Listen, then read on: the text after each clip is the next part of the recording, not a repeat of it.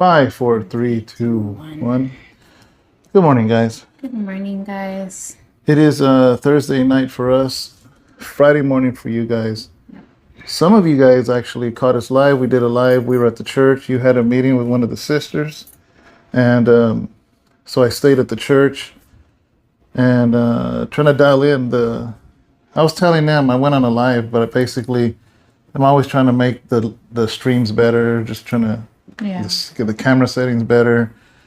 So it took a long time doing that, and then I was messing with OBS. OBS is a software that lets us go live on Facebook and YouTube simultaneously. And then I was done, and you still weren't back. So I'm like, I'm just going to go live. Yeah, I tried calling you, but as soon as I tried calling you, and as soon as you didn't answer, I just immediately hung up because I figured, let me just go on YouTube for the heck of it, because I bet you anything he's going to be on live. And sure enough, I see the little box. No, I said, yeah, he's live. Yeah, I had a feeling. I had a hunch, guys. Yeah. So, but it's been a good ever since we met the brother and sister for Burrito. That's the last time we went live. Yeah. We went live, I want to say even 3 weeks ago. Yeah. Or 2.5 weeks ago. What? We went with, it's with Jesse and Vanessa, that we went to the burrito. And here's the crazy thing, that ever since we went to the burrito, like they've been coming to the church, they're such a blessing. They've become part of the church family. And so in case I ever want to think like, man, I don't feel like going live, I remember the fact that we gained a family as friends. Yeah, it was really, really cool. So that was worth being live for 3 hours. That was a long live. It really was. Well, I don't know if some of you guys remember that I was on live for 3 hours. You came in because you were in the office working, but toward the end. But we were saying that I was hungry. Remember, what was I munching on? Tostadas. Yeah, just raw tostadas. On raw tostadas. And and there was a brother there that said, "Man, I want to meet you. I'll buy you a burrito." And I'm like, "Are you local?" He goes, "Yeah, I'm down the street." It was past midnight, way past midnight. Yeah. It was almost 1 o'clock, 1:30 so I in said, the morning. "All right, if you're for real," I said, "As soon as I end this live, I'm going to be there in 10 minutes or something like that." And sure enough, he was there. Him and his wife. And ever since then, they're there every Sunday. And they are such a blessing. And it's so awesome because they've even gravitated a lot towards Sister Lydia and Al and Armando. Armando. Our youth leader. Yeah, it's been really, really cool, guys. And we just love having them. They're awesome. Yeah. It's been great. So, and then... See the things that happen? We have Brother Ivan, who was a viewer for a long time with you guys. And he straight up and left San Francisco and moved to Modesto. Yeah. So he can be a part of the church family. So also his sisters that he didn't even know. He had never met them until he came to visit us. And so he's there with us. Yeah, and this Sunday, I believe I'm going to be introducing him to Jesse, and he's going to join the ushering team. Oh, really? Yeah. Okay. Yeah. Wow. So I'm excited because, he's excited to serve. And that's the beautiful thing is that, sometimes the Lord...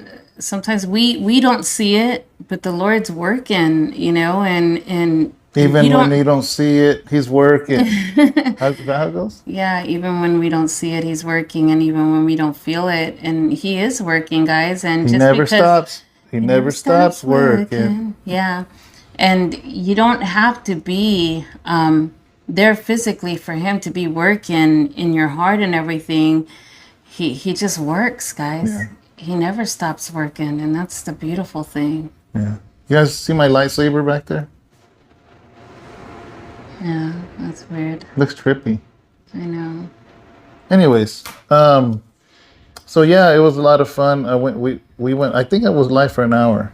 And then you came toward the last 20 minutes or so? Yeah, I was really happy to see Olga and Adrian. I missed their faces. I go up there, I go, I miss your face. I just miss the Nunezes. They're just such an amazing family. They've been with us for some time now, and I know that right now they've been going like back and forth because they're taking their mom to a Spanish Yeah. a Spanish service because she's Spanish speaking. So, you know, it's just beautiful to see them though that they continue coming to the Thursday Bible studies and stuff. There's the cat Yeah, there she is, like always. here for the devotional. Yeah. Yeah. So, anyways, guys, man, there was so many good questions from people, and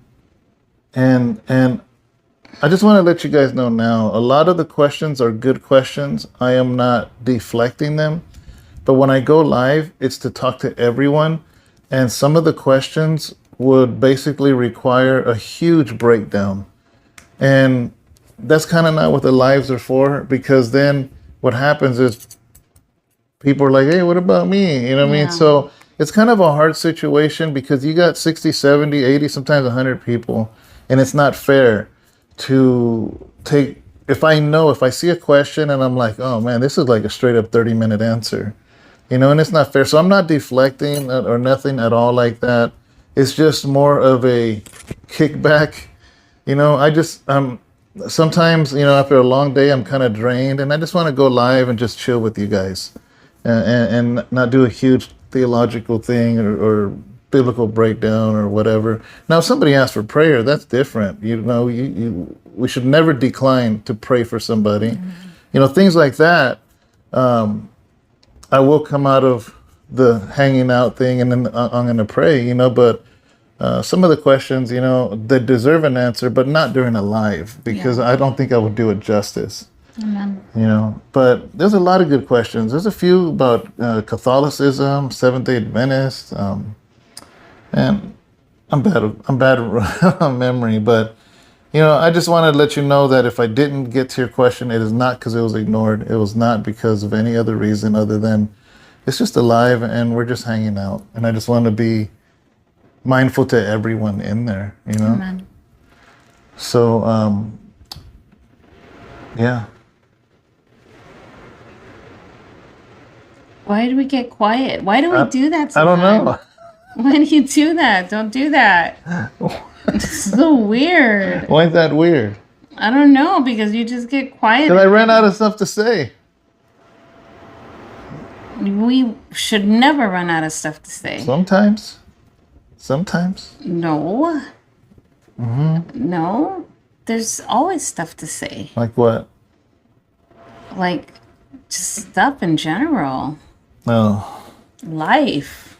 Yeah. There's so much stuff in life, period. Every day there's just different things in life to talk about, you know? By the time this is out, no, never mind. I was going to say Brother Sal and his wife, they're going to have their baby. No, because this is being released at 3 o'clock in the morning. And they'll be waking up to go to the hospital. Mm-hmm.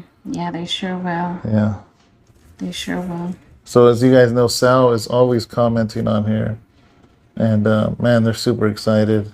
I could tell he's nervous at the same time, excited at the same time. You know, feeling all those things. You know, and I do want to talk about something though. I want to talk about, you know, about situations when people go through situations and their reactions when they go through situations and what they do. Do they isolate? Do they seclude themselves? And why it's important not to isolate. Why it's important not to seclude themselves from the people that love them. You know, it's very, very important. You know, because I really believe that when you begin to isolate yourself, when you're going through hard moments, whether health-wise or you're going through a moment of anxiety, you're going through a moment of hardship financially, or a hard moment in your marriage, or just something with your children, or some type of silent hardship or anything, why it's important not to isolate, because a lot of the times those are the moments when the enemy will creep in, you know, and you know, that's I just think it's important to not give the enemy an opportunity. Yeah. There's two types of isolation, though. Yeah. One type is when you isolate yourself from God. That's never going to be a good turnout. Yeah. You know, because when you isolate from God, by default, you isolate from people. Yeah. There's a good isolation is when you separate yourself for a time Yeah. to truly spend time with God, though. Yeah. Not to be depressed, not to, be, nothing like that. How do I know that? Because even Jesus himself would separate himself from his followers to pray. Yeah. To pray and to gather himself and to Yeah, fortify himself. Paul himself isolated himself for 3 years, but he came back strong and ready to rock and roll. So that is different. Paul didn't go to just be depressed or to but go. I'm talking about the negative isolation. Yeah, the negative isolation, that is never ever good, guys. Because I'm not sure what brought that subject on, but it's never ever. It's not a good thing, Well, I bring that up because I came from a background of depression too, and I know what that life is. When I was young, I was suicidal, and I know that it exists. And when people go into isolation, the spirit of suicide is real. All that is real, and people don't realize that they allow these things to come on in. And if you're not spiritually sound, then you can't fight those things off, Yeah. So you have to be spiritually ready to spiritually battle. And by isolating yourself, I just don't feel that it's a good thing, So I just wanted to just bring some encouragement in that area, because I know a lot of people do it. I know a lot of people try to climb under a rock, and I think a lot of the times we do it because we don't know how to handle situations, or we don't know, or sometimes the circumstance looks a little bit bigger, or it looks too big, and it's bigger than what we really think. But the thing is the reason why it looks so big, it's because we really don't know how to let go of the circumstance or that situation, and we don't give it to God, Yeah. And I think by not letting go and giving it to God, it just becomes so big in our life. And that's one thing that if people learn to let go and give it to God, then that circumstance isn't that big, because God, giving it to God is it just becomes minute, because it's like God can handle everything. Yeah. Surrendering it all to Him, He can handle it. But we just have to be willing to give it all to Him. We have to have faith and say, Lord, we have to make a choice. Wasn't it a couple of weeks ago where I preached on Elijah? Yeah.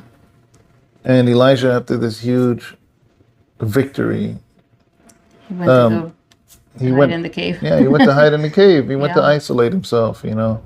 And the Lord finally talked to him, was like, what are you doing here? Stand out. You better, he goes, come out of that cave. I need to talk to you. You know, so can't do that, man. And you know, honestly, the pandemic kind of coddled that. Yeah. It coddled it, you know, and there's people that now can't break out of it. You know, there's a lot of churches that are half empty. And it ain't that the people have left. They just stayed watching online. Yeah. And it created this little cocoon, you know, They and got comfortable. yeah, you got really comfortable, and you you can't live your life like that. Yeah. You know, God wants you to have life and life in abundance. Wants you to step out. You know, so the way I said it on the live, and I'll say it to people. A lot of people think, I don't need to go to church. I don't need to go to a Bible study group. I don't need to do this. But here's the thing, right? Is that God gave you gifts. It ain't about what you need. It's about the gifts that you have that will help others that are going to be there. So there's a parable that Jesus said. To one he gave a few talents, to another he gave more, to the other he gave more, and he came back. And he left. And when he came back, he went and said, hey, what did you do with the 5 talents I gave you? He goes, oh, I invested, and I have 10 talents. And the second one invested, and the other one, he buried his talents. And the master says, you wicked man. You couldn't even go and not even get interest on it. Yeah. You know, so in the same way, guys, when you don't belong to a body of Christ, I'm not talking about a church building, just the body, people. When you don't belong to a group of people, you are cheating them from your gift. Yeah. The Bible says your gift was not meant for you. Your gift was meant to build others. So it's like people sometimes don't realize that by them not fellowshipping, it ain't about what it's about what you could give. Yeah. At the same time, though, you are also cheating yourself from the gifts of others for you. Yeah. You know, I realized, this past weekend we had Daniel and Naomi here, young couple, beautiful young couple. And, just spending time with a lot of the people that we've been spending time with lately. And we got this beautiful message from them after spending time with them, and they said, how blessed they were to just feel blessed to be part of a family now, and how close they felt and how loved they felt, and how it meant so much to them, and for us, we can just think how merely it was just, man, we just, invited you to our home, and for us, I'll be like, yeah, we just cooked together and we just did all that, but it really means so much more to some people than what we think, guys, because there's people out there that really need that. There's people out there that really need the sense of family, that need that sense of love, and the sense of belonging. And it just, today when I was, talking to one of my sisters, I just realized, so much. I was just thinking a lot about life as I was driving back, and I was just like, man, Lord, you've brought me such a long way. I was 16, 17 years old when I stepped into, a church. And I had my babies, 2 babies, and I was so young. And I was so broken. And I just wanted to belong somewhere. I was a broken teen mom who had been abused and hurt. And I had just found a place of refuge And all I wanted to do was just belong. And I did not care. I just felt such a peace. And I tell David all the time that every single time that I would step into the church, I just felt that I could breathe, because I just felt like it was a place of refuge for me. I just wanted to be there, because I felt family, and I just wanted to do stuff. I always wanted to do something. I always like, what can I do? Can I wash the toilets? Can I do anything? And I get it when people want to come and they just want to do something. I get it. Because sometimes the world is so filled with so much craziness that sometimes you just want to get away from all the craziness, and you just want to feel that peace, Yeah. And today I was just like, man, Lord, you've brought me such a long way. And we were reminiscing on that today as me and my sister were driving. As I was driving her home, we said, God has just really, really brought us such a long way with our children, Yeah. and just, I guess that's what brought all of this along, because it's crazy. Because I told her, I remember the day that we sat there when we were looking under the seats for change and everything, and I'd be like, you got $1? You got $1? And I said, I'd be telling my kids, do we have $1 at least, and I'd be like, that's enough to buy a pack of hot dogs. And that broke me, David. Like, seriously, that that broke me, because I'm like, man, that was like seriously enough money to buy a pack of bar-ass hot dogs, Yeah. Because bar-ass hot dogs were less than $1. Oh, yeah? Yeah. Even now to this day, they're less than $1. And I knew that I was going to feed my kids. And look what the Lord has done. Yeah. Now they're chubby. Now all my kids are chubby, man. Huh? All my kids, no, they're not. No, they're they're not not. chubby. My kids are healthy. I'm chubbier than them. But I'm just grateful, man. I'm just grateful. So I guess I just brought it on, because I just want to tell people, just don't isolate yourself, Get out there. There's people that love you guys, man. There's people that want to spend time with you. There's people that just want to love you. There's people that want to speak life into you. But it's gonna take for you to show up too. Yep. Because if you don't show up, how do we know you're there? We need to know that you're there. Yeah. We need to know that you exist.